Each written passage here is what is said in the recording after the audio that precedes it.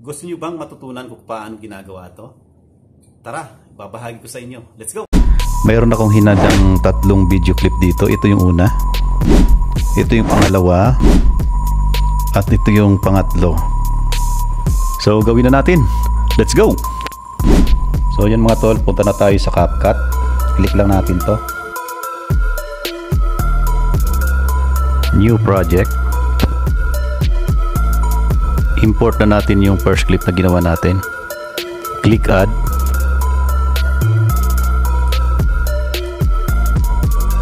Then kunin na natin yung second clip, i-import na rin natin.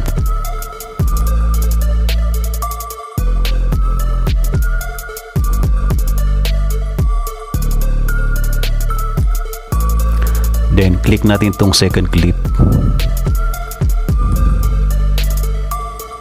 At hanapin natin yung overlay.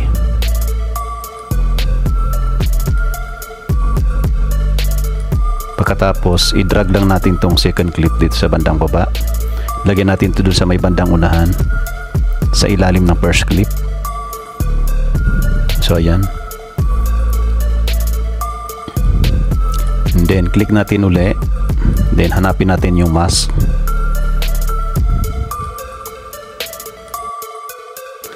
And then piliin natin tong split.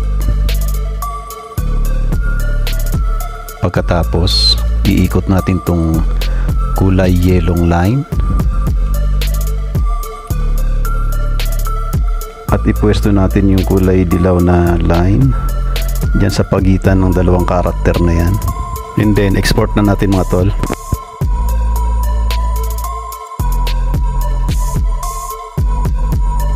Then balik tayo sa CapCut, new project uli. Then kunin natin uli yung in-export nating video. I-add natin.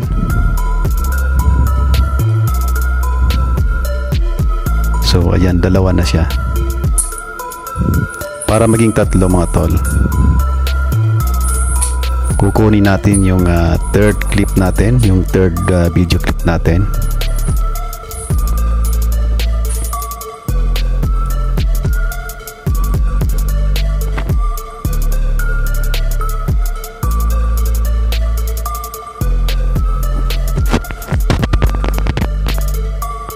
So ito yung third video clip natin.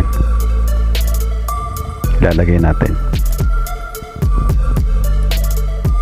Import natin. Tapos i-overlay natin yan. Click natin, then overlay. Okay. Tapos i-drag natin tong third video clip natin doon sa may bandang unahan. And then punta tayo sa cutout.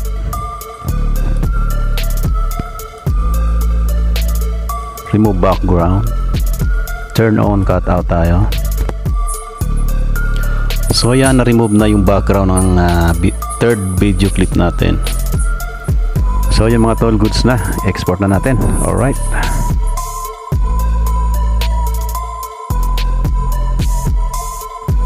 So balik ulit tayo sa CapCut, new project ulit.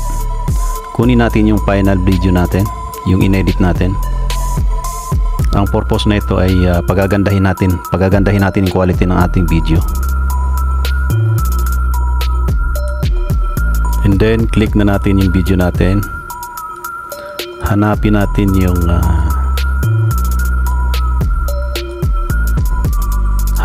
yung adjust. So ayan, adjust na natin dito para gumanda ang ating video.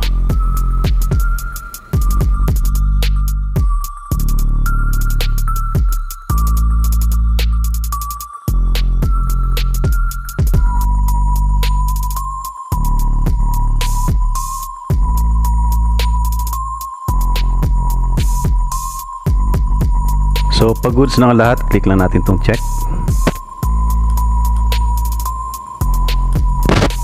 Play na natin.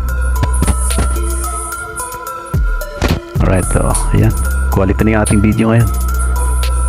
At pagkatapos nyan, i-export na natin. For more tips, tricks, and tutorial, subscribe and follow to my channel. See you next video.